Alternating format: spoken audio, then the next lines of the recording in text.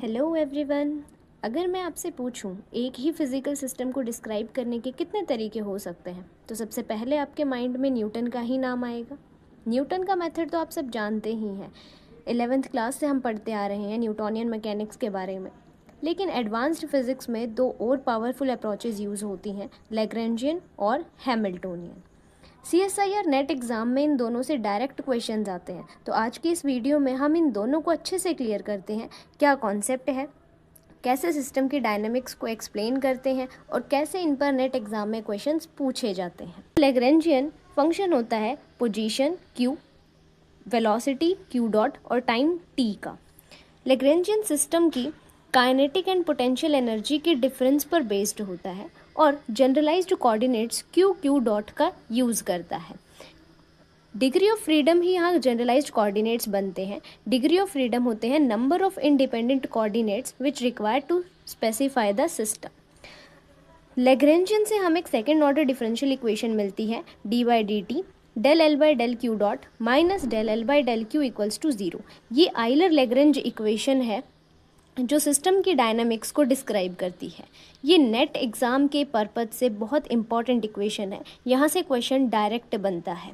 अब बात आती है कि लैग्रेंजियन हमेशा जनरलाइज्ड कोऑर्डिनेट की टर्म्स में ही क्यों होना चाहिए, बिकॉज आइलर लैग्रेंज इक्वेशंस ऐसे लैग्रेंजियंस पर ही वैलिड होती है जो जनरलाइज्ड कोऑर्डिनेट्स की टर्म्स में डिफाइन होते हैं।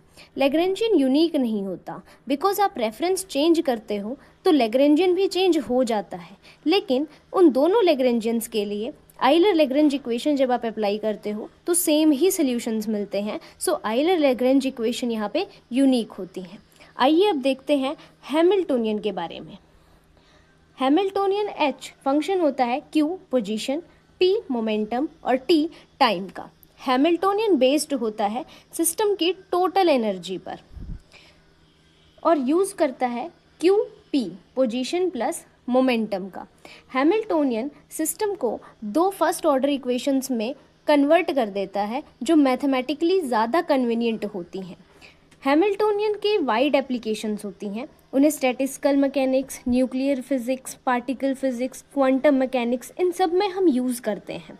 हैमिल्टोनियन की जो दो डिफरेंशियल इक्वेशंस होती हैं ये एक मैथमेटिकल कन्वीनियंट फॉर्म हमें प्रोवाइड करती हैं। q dot equals to del H upon del P, p dot equals to minus का del H upon del q।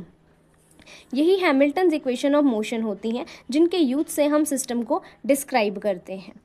अगर आप क्लासिकल से क्वांटम में जाना चाहते हैं तो हैमिल्टोनियन आपका एक गेटवे होता है। एक सिंपल एग्जांपल से समझते हैं। हमने क्वांटम मैकेनिक्स में पार्टिकल इन 1D पढ़ा हुआ है जिसका हैमिल्टोनियन T प्लस V होता है, जहाँ पर T काइनेटिक एनर्जी ऑपरेटर और V पोटेंशियल एनर्जी ऑपरेटर होता है, जिनकी वैल्यू हम ऑपरेटर फॉर्म में पुट करके स्क्रॉडिंगर वेव इक्वेशन सॉल्व करके पार्टिकल इन 1 डायमेंशन को डिस्क्राइब करते हैं। अगर पोटेंशियल टाइम इंडिपेंडेंट है तो हैमिल्टोनियन कांस्टेंट होता है, यानी एनर्जी कंजर्व होती है। इसीलिए हैमिल्टोनियन कंजर्वेशन लॉज को समझने में पावरफुल टूल होता है। यहाँ पर मैंने कुछ कोऑर्डिनेट सिस्टम्स के लिए लैग्रेंजियन एंड हैमिल्टोनियन लिखे हुए हैं, इन्हें आप डायरेक्ट याद रखें। डायरेक्ट याद होंगे तो आप इजीली इक्वेशन ऑफ मोशंस को फाइंड आउट कर पाएंगे। एग्ज़ाम पॉइंट ऑफ व्यू से काफ़ी हेल्पफुल भी रहेगा आपके लिए। आइए अब देखते हैं इस पर क्वेश्चंस कैसे आते हैं। हमसे कन्वर्जन पूछ सकता है कि लैग्रेंजियन गिवन है हैमिल्टोनियन फाइंड करो, या फिर हैमिल्टोनियन गिवन है लैग्रेंजियन फाइंड करो। आइए देखते हैं कैसे। लैग्रेंजियन से हैमिल्टोनियन में जाना हो या हैमिल्टोनियन से लैग्रेंजियन में आना हो तो हम लीजेंड्री ट्रांसफॉर्मेशन का यहाँ पे यूज़ करते हैं।